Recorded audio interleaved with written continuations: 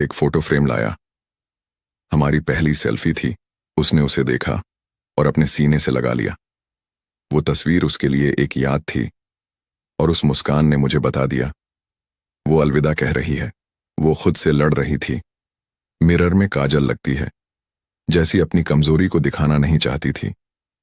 मैं समझ गया था वो रो नहीं रही थी, लेकिन अंदर से बिखर चुकी थी।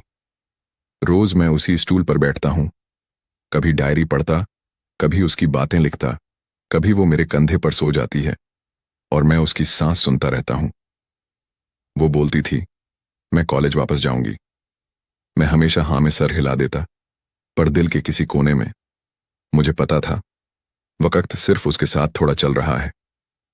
उस रात वो बस देख रही थी मुझे। उसकी सांस हल्की थी।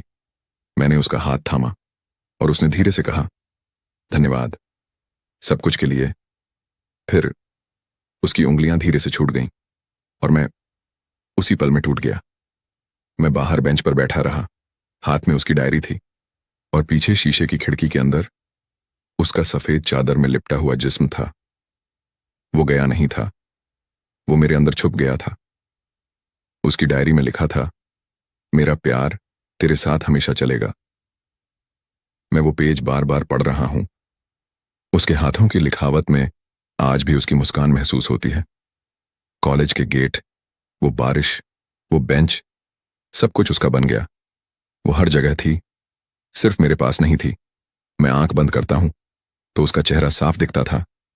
मैं उसकी छत पर गया, आसमान की तरफ देखा और कहा, तू वापस नहीं आ सकती, पर मैं हर दिन तुझे यहीं ढूंढता हूं।